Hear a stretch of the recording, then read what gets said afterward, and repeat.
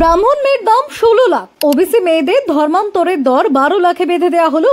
ধর্মান্তরের red list, গোটা দেশ স্তব্ধ ছাঙ্গুর বাবার ডায়েরি দেখে। একটি আশ্রম নাকি এক ঘৃণ্য ধর্ম ব্যবসার সদর দফতর? এই ষড়যন্ত্র কতদূর ছড়িয়ে পড়েছে জানেন কি আপনি? ছোট্ট এক শহর বালুরামপুর, শান্ত নিরীহ জনপদ, তারই এক কোণে দাঁড়িয়ে থাকা একটি পুরনো আশ্রমকে কেন্দ্র করে এখন কেঁপে উঠেছে গোটা দেশ। বাইরে থেকে দেখতে আপাত নিরীহ, কিন্তু ভিতরে চলছে ভয়াবহ এক ষড়যন্ত্র, যার শিকার ধর্ম, জাতি এবং সবচেয়ে বেশি করে নারীরা।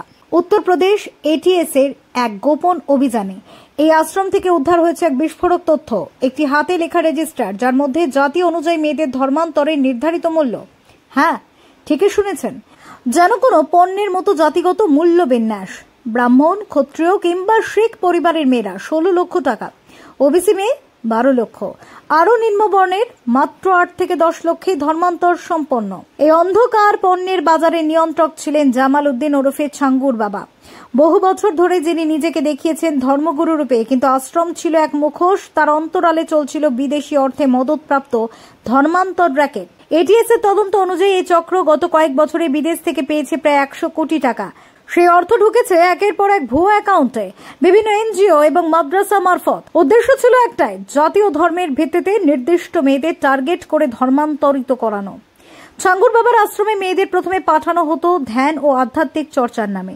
তারপর একঘরে করে শুরু হতো মনোসংযোগ, যা ছিল আসলে ব্রেন ওয়াশেরই আধুনিক সংস্করণ। আত্মপরিচয়, ধর্মীয় ইতিহাস সব মুছে দিয়ে তৈরি করা হতো এক নতুন পরিচয়। ধর্মান্তরের আগে ভিডিও কল, নকল বিবাহ প্রস্তাব, এমনকি চাকরির টোপ পর্যন্ত দেয়া হতো। একাধিক নিখোঁজ মেয়ের সন্ধান পেতে গিয়ে তদন্তে নেমেছিল এটিএস। তারপর তারা যা পেয়েছে তা শুধু ভয়ঙ্কর নয়, অমানবিকও। এই তথাকথিত রেড লিস্টের খোঁজ পাওয়া মাত্রই রাজ্য জুড়ে শুরু হয়েছে হুলস্থুল। কেন্দ্রীয় গোয়েন্দা সংস্থাও তদন্তে নামিয়েছে বিশেষ দল। তবে প্রশ্ন এখানেই, এই ছাঙ্গুর বাবা কি একা, নাকি এর পিছনে রয়েছে একটি গোটার সংগঠিত জাল? আরো চাঞ্চল্যকর তথ্য অনুযায়ী এই ধরনের ধর্মান্তর প্রক্রিয়া দিল্লি, মুম্বাই, হায়দ্রাবাদেও সক্রিয়।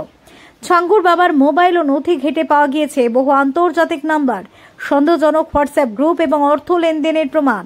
এক ভুক্তভোগী মেয়ের বাবা বলছেন, মেয়েকে ফেরত পেয়েছি ঠিকই, কিন্তু ও যেন আর আগের মতো নেই, চোখে এক অদৃশ্য শূন্য। এক ভুক্তভোগী মেয়ের বাবা বলছেন, মেয়েকে ফেরত পেয়েছি ঠিকই, কিন্তু ও যেন আর আগের মতো নেই, চোখে এক অদৃশ্য শূন্যতা।